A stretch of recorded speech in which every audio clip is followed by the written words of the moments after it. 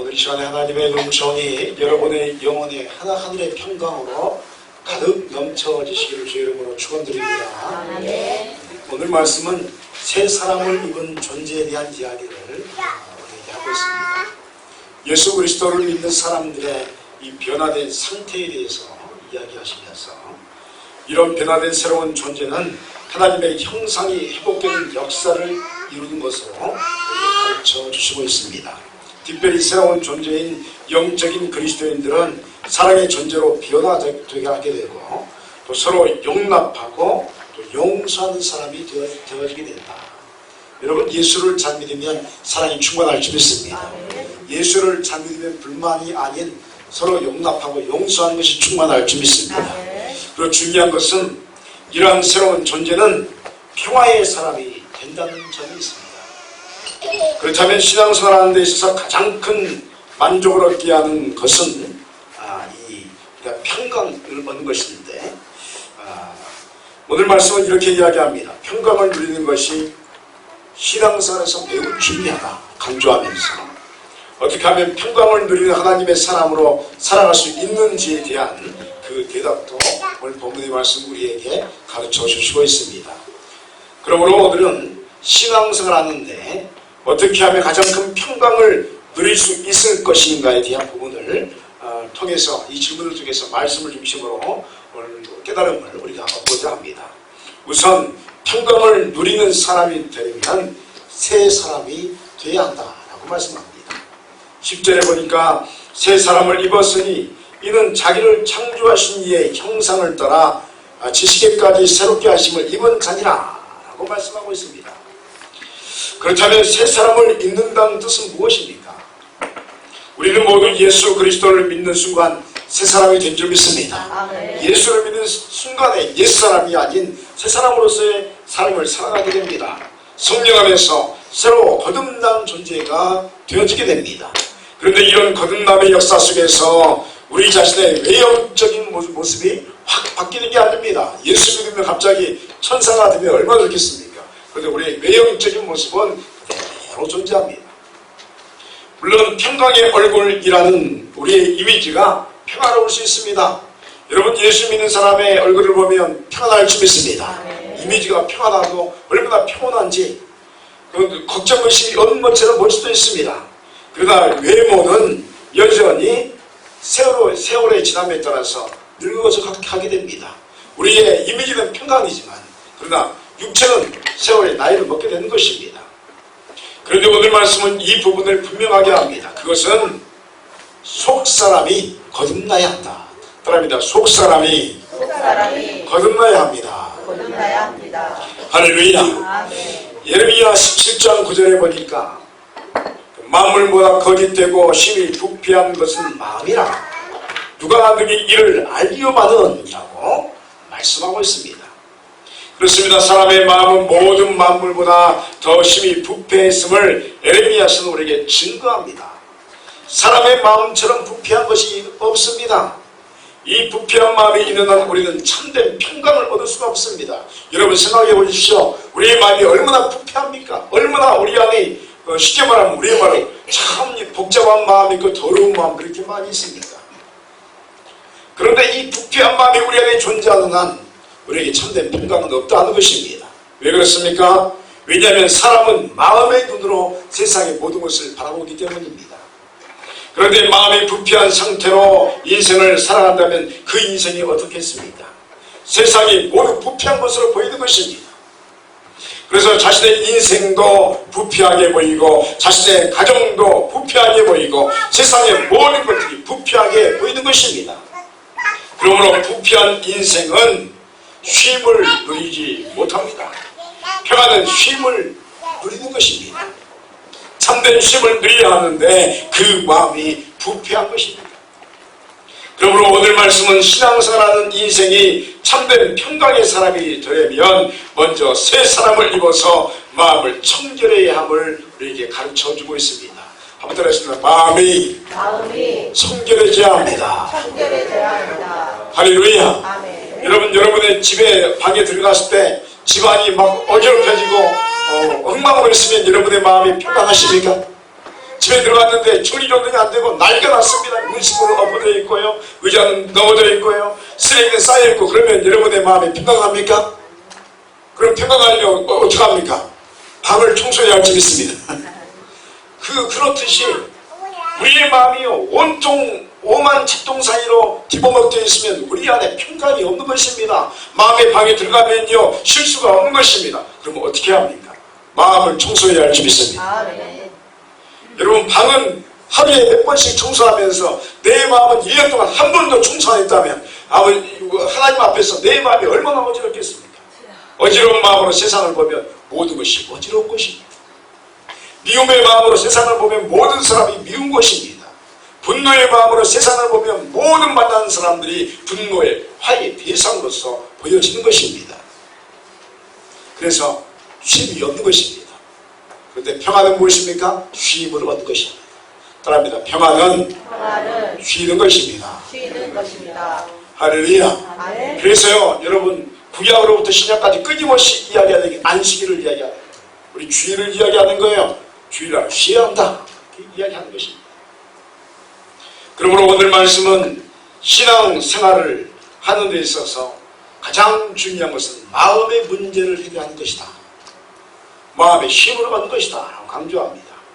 우리는 예수 그리스도의 이름으로 우리 자신이 말씀 안에서 변화되는 것을 경험하게 됩니다. 여러분, 예수 믿으면 사람이 변할 줄 믿습니다. 예수 믿었는데 사람이 안 변했다, 안 믿는 거예요. 안 믿으니까 안 변하죠. 여러분, 예수를 제대로 믿으면 사람이 변화되게 되어 있습니다. 새로운 지식이 하나님의 창조의 역사 속에서 우리에게 소유되게 됩니다. 그것은 말씀이신 예수 그리스도의 이름 안에서 이루어지는 권능의 역사입니다. 그러므로 여러분이요, 여러분의 복잡하고 복잡한 인생의 모든 문제를 먼저 예수 그리스도의 이름 안에 앞에 내어놓으시길 바랍니다. 여러분, 그 문제를 내어놔야 충수가 되는 것입니다. 복잡한 눈으로 세상을 보면 온통 복잡한 문제뿐이요, 해답이 없고 도무지 출구가 보이지 않게 되는 것입니다. 인생이 여러분 꼬일 대로 꼬였습니까? 그 꼬인 문제를 여러분의 힘으로 풀려고 하지 마십시오. 풀려지질 않습니다. 내 힘으로 무슨 문제를 풀겠습니까? 내 힘으로, 내 마음으로 어떻게 청소하겠습니까? 여러분, 여러분의 눈에 보이는 방을 청소하는 거야 우리가 육체적으로 움직이면 청소가 되고, 또 여러분의 집을 청소하는 거야 우리의 힘으로 하면 되지만, 마음은 내가 아무리 청소하려고 해도 청소가 되지 않습니다. 그러므로 마음의 청소는 성령의 권능으로 이루어져야 할 줄 믿습니다. 하나님께 내어놓아야 하는 것입니다. 그리고 여러분, 그 문제를 내어놓으면서 고백하십시오. 하나님, 예수 그리스도의 이름으로 내 영혼이 단순해지기를 원합니다. 따라합니다. 하나님, 내 마음이 단순해지기를 원합니다. 여러분, 단순해야 행복할 줄 믿습니다. 하나님께서 허락하시는 평강은 오직 예수 그리스도라는 믿음 속에서 단순해질 때 얻어지는 것입니다. 우리의 마음이 단순해져야 합니다. 어려운 인생의 문제들 앞에서 영원히 단순해져야 합니다. 믿음은 단순하며 진리 또한 단순한 것입니다.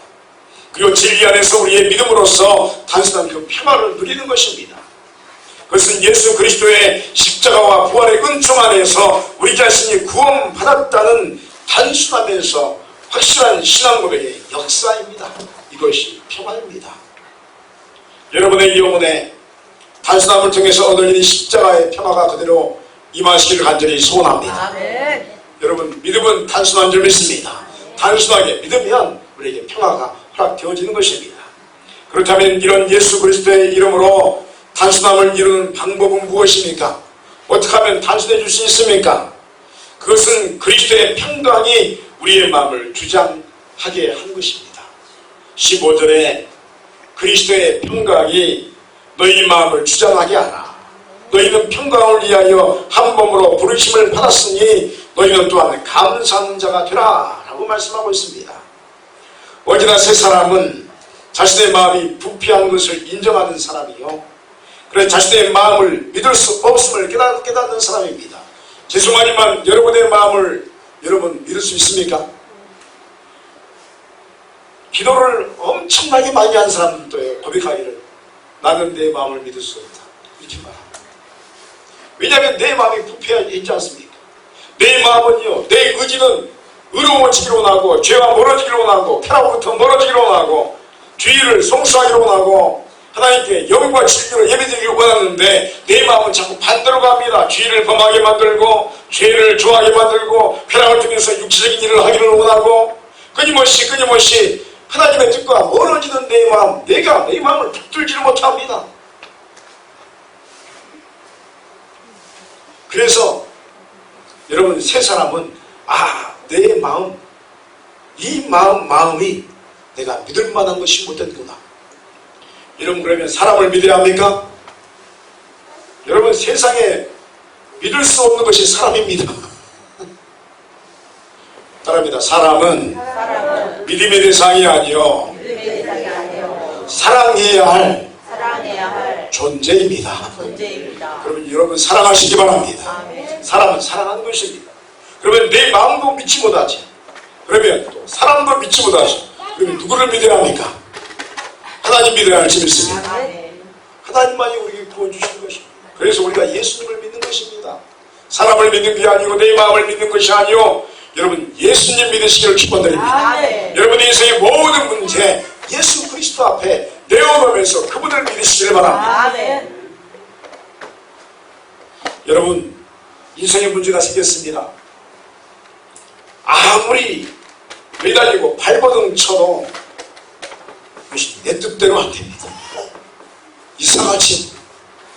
이건 내 계산은 내 뜻대로 돼야 되는데 아무리 발버둥 쳐도 내 뜻과는 정반대로 흘러가는 경우가 참 많습니다. 마음은 원이로되 육신이 약합니다. 마음은 소망하나 내 의지가 박약합니다. 여러분, 하나님께서 제게 은혜를 주셔서, 우리 손에게 은혜를 주셔서 저도 영성의 길을 걷고 있고, 지금은 이제 목회자와 평신도 대상으로 예수기도 컴퓨티 세미나를 합니다. 그래서 이제 요즘에 이제 계속 운동하는 게 우리 개혁교회 영성을 해야 된다. 그래서 예수기도 컴퓨티 운동을 계속 합니다. 많은 분들이 감동을 받았고요. 어떤 분들은 충격을 받습니다. 그리고 저한테 따지기를, 목사님 왜 이제야 가르쳐 주십니까? 그래요. 그러면 내가 이제 그 말 듣고 이러면 뭐라 해야 됩니까? 저 세미나 할 때 많은 분들이 와서요, 하는 말이 왜 이제야 이것을 가르쳐 주십니까? 그래요. 그러면 이제 황당하잖아요. 그죠? 근데 그 말한 분이 저보다 선배님들이에요. 선배님들 와가지고 왜 이제야 가르칩니까? 하면 내가 뭐라 해야 돼? 그럼 내가 뭐라 하냐면 죄송합니다. 그래요. 내가 너무 늦게 가르쳐서 죄송합니다. 평신도분들이 와가지고 하는 말이요, 이거 내가 젊었을 때 알았으면 내가 정말로 진짜 예수를 잘 믿을 건데 왜 이제야 이걸 가르쳐 줍니까? 그러면 내가 뭐라 하냐면, 제가 목회자를 대표해서, 대표자도 아닌데 그냥 대표 죄송합니다. 미안합니다. 얼마나 많은 분들이 하나님을 새롭게 만나고 새롭게 거듭나고 능력을 얻는지 모릅니다. 그래서 이분들이요, 감동을 합니다. 그래서 내가 목사님 그렇게 하겠습니다. 세미나 끝날 때 나한테 와가지고 손잡고요, 목사님 내가 그렇게 할게요. 걱정하지 마세요. 할게요. 한 달 지났는데요, 코가 빠져갖고 한 달 지나고 코가 빠져가지고 목사님 왜 안 되죠? 여러분, 한 달마다 이렇게 쉽게 되면 모든 사람이 성자가 될 수 있습니다. 아무나 쉽게 되면 누구나 기도하면 역사가 일어나죠. 이분들이요, 처음에 배울 때 감동을 받고 내가 하면 다 될 것 같고 열심히 한다고 하는데 이분들의 뜻대로 되지는 않습니다. 이분들의 마음은 원인데 의지가 박약한 것입니다. 여러분, 우리 모든 사람들의 기본적인 성향이 작심삼일입니다. 여러분, 다음 달에 있습니다. 작심삼일. 여러분, 그러면서 우리가 작심삼일이면 그러면 어떻게 해야 됩니까? 한번 따라 있습니다. 3일 만에 한 번씩 결심하면 됩니다. 3일 만에 포기하니까 3일 만에 포기할 때 다시 결심하는 거예요. 그러면 어떻게 해요? 또 3일 가잖아요. 그 3일 영성이라고 하니까 끊임없이 3일 만에 한 번씩 다시 결심하고 또 하고 또 하고 또 하고 하면 이루어질 줄 믿습니다. 언젠가는 이루어지는 것입니다. 어떤 일을 하든지 여러분 3일 만에 한 번씩 다시 결심하시기 바랍니다. 그러면 그것은 이루어지는 것입니다. 아무튼 이 영성수련이요, 세미나 받을 때는 그렇게 좋아하시던 분들이 작심삼일에 막혀가지고 이게 제가 항상 그러거든요. 뭐라고 하냐면 3개월 정도는 기대하지 말고 행하십시오 그러거든요. 한 달 만에 와서 못하겠다 안 된다는 거죠. 그래서 여러분 모든 기도는요 어떤 기도든지 3주만 매달리면 역사가 일어날 줄 믿습니다. 여러분 최소한 3주만 붙들고 기도하면 응답이 일어날 줄 믿습니다. 그런데 3주를 기다리지 못해요. 그래서 한국 사람들에게는 3개월을 기다려야 해요. 그럼 3개월 기다리면 몇 주는 할까요? 3년 해요. 사람들이 빨리빨리 좋아해가지고. 근데 아무튼 적어도 3개월은 인내하면서 그 길을 가십시오. 그럼 주님을 만날 것입니다. 이렇게 말합니다. 그리고 또 하나 제가 부탁하는 게 항상 있습니다. 당신이 이 기도를 시작하면 기도가 안 될 수가 있습니다. 당신이 기도하면 기도 안 됩니다. 주님께 맡기십시오. 따라합니다. 주님께 맡기면 형통하게 됩니다. 할렐루야. 내가 아니면 막히는 겁니다. 여러분 저와 여러분이 무슨 능력이 있습니까? 여러분 저와 여러분이 무슨 그 의지가 강합니까? 죄송합니다. 우리 소님께는 의지가 강한 줄 믿습니다. 그런데 제가 보편적으로 지금까지 만난 모든 사람들은요 자신 3주였습니다. 대부분의 사람들이 3일 만에 무너집니다. 그래서 내 의지는 안 되는 것입니다. 그래서 누구의 의지로 해야 합니까? 예수 그리스도의 의지로 해야 할 줄 믿습니다. 내 의지는 안 되니까 내 기도가 내 의지로 안 되니까 예수 그리스도의 의지로 기도해야 합니다. 그것이 맡김의 영성이랍니다. 여러분 기도하는 것도 내 뜻대로 안 됩니다. 이와 같이 그리스도의 평강을 얻는 단순함도 우리의 의지와 뜻대로 안 될 경우가 참 많습니다.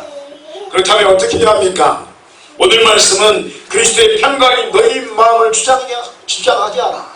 바랍니다. 그리스도의 평강이 너희 마음을 주장하게 하라. 오늘 이 말씀을 이 이야기를 하고 싶어 하는 거예요. 지금 이 사도 바울이요 이 고린도 교회를 향해서 너희 마음대로 하지 말고 그리스도의 평강이 주장하게 하라.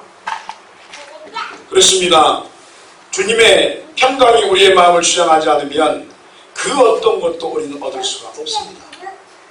하나님의 역사는 하나님의 뜻 안에서 그리고 하나님의 계획하신 대로 이루어져 가는 것입니다. 하나님의 뜻대로 이루어지는 것입니다. 우리를 향하신 하늘의 평강도 마찬가지입니다. 내 마음대로 그것을 얻을 수 있는 것이 아닙니다. 전적으로 하나님의 은혜가 아니면 우리에게 허락될 수 없는 것이 하나님의 은혜인 줄 믿습니다. 하나님의 역사입니다. 그래서 전적으로 하나님께서 은혜를 베푸셔야지 우리 마음에 단순함이 생깁니다. 그 단순함 속에서 평강을 얻게 되는 것입니다. 그러므로 여러분의 모든 마음을 그리스도의 평강이 주장하시도록 여러분의 마음을 비워내시길 바랍니다. 여러분 마음을 비워낸다는 것은 내 의지와 고집을 내려놓는다는 뜻입니다. 여러분의 고집을 내려놓으시기 바랍니다.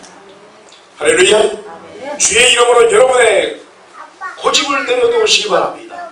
여러분의 고집 때문에 하나님이 역사하지 못하는 거예요. 안 하시는 거예요. 여러분의 의지를 내려놓으시기 바랍니다. 여러분의 의지 때문에 하나님이 역사가 일어나지 않는 것입니다. 중요한 것은 그리스도께서 우리의 마음을 주장하시면 우리의 마음은 매우 단순해지면서 그리스도의 평강을 얻게 될 줄 믿습니다. 그렇다면 우리가 평강을 얻음을 통해서 어떤 것을 우리 안에 채워내야 하는 것입니까?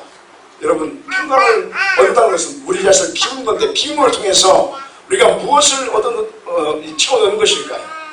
12절 말씀 보니까 그러므로 너희는 하나님의 택하사 거룩하고 사랑받는 자처럼 긍휼과 자비와 겸손과 온유와 오랜 참음을 옷 입고 라고 말씀하고 있습니다. 새 사람이 되어서 평강을 얻은 사람은 바로 위에서 말씀하시는 이야기하는 옷의 내용들로 가득 채워지게 됩니다. 이 옷의 구성 요소는 긍휼과 자비와 겸손과 온유와 오랜 참음이라는 것입니다. 그렇습니다. 평강은 긍휼과 자비와 겸손과 온유와 오랜 참음이 없이는 그리스도의 평강이라고 말할 수 없는 것입니다. 이것이 안에 가득해야 평강인 것입니다. 예수 그리스도의 평강이 우리의 마음을 주장하는 사람은 삶에 긍휼이 넘쳐나게 되어 있습니다. 또한 온유하고 오래 참음의 옷을 그 영혼과 육체의 입히움을 받게 되어 있습니다. 이런 모습은 사랑받는 자의 모습입니다. 하나님께 사랑받는 자. 하나님께 사랑받는 자는 항상 온유하고 오래 참고 겸손하게 될 줄 믿습니다. 여러분은 이런 옷에나 오늘 본문의 말씀은 사랑의 띠를 채워라 이렇게 말합니다. 따라합니다. 사랑의 띠를 채워야 합니다. 그러므로 세 사람의 평강의 모습은 사랑받는 자의 모습이요 충만하게 사랑하는 자의 모습이라 말할 수가 있습니다. 우리는 눈으로 모든 사람의 속을 들여다볼 수 없습니다. 여러분의 모습을 보는 순간에 여러분이 무슨 생각하는지 모릅니다. 그 사람의 분위기나 그 사람의 행위나 그 사람의 행동의 열매들은 그러나 충분하게 볼 수가 있습니다. 그러므로 하나님의 사람이요 새 사람이요 평강의 사람은 사랑의 모든 요소들을 통해서 옷을 입고 있는 모습으로 우리 앞에 나타나게 되어 있습니다. 그러므로 여러분의 영혼의 모습도 이와 같이 긍휼과 자비와 겸손과 또 온유와 오래 참음의 옷을 입으시고 사랑의 띠로 하나를 이루는 거룩한 모습으로 변화되시기를 간절히 소원합니다. 오늘 우리는 신앙생활의 가장 큰 만족이라는 이 평강을 누리는 영혼이 되는 것이 어떤 것임을 우리가 잠시 살폈습니다. 이 평강을 얻기 위해서 우리 자신이 단순해져야 하는데 단순하면 우리 마음대로 이루어지지 않습니다. 인생의 모든 복잡한 문제가 단순해지는 것은 그렇게 만만하지 않은 문제들입니다. 그러므로 이러한 단순한 마음을 소유하는 문제는 우리 자신의 힘이 아닌 예수 그리스도의 마음을 조종하는 역사가 우리에게 임해야만 하는 것입니다. 이 조종의 역사를 통해서 우리 자신은 새 사람으로 거듭나게 되고 이런 새 사람은 긍휼과 자비와 겸손과 온유와 오래 참음의 옷을 입게 됩니다. 그리고 이것을 하나로 묶는 역사가 사랑이다 라고 말합니다. 그러므로 평강의 역사는 사랑의 역사로부터 허락되어 있는 것을 여러분 믿으시기 바랍니다. 사랑에 있는 곳에 평강이 있다는 것입니다. 소망하게 된 이곳에 모인 여러분의 영혼이 새 사람으로 지명되고 변화되어서 사랑으로 띠띤 평강을 소유한 가장 만족을 누리는 행복한 신앙생활의 역사가 여러분의 인생 여정에 그대로 임하시기를 주의 이름으로 축원드립니다. 기도하시겠습니다.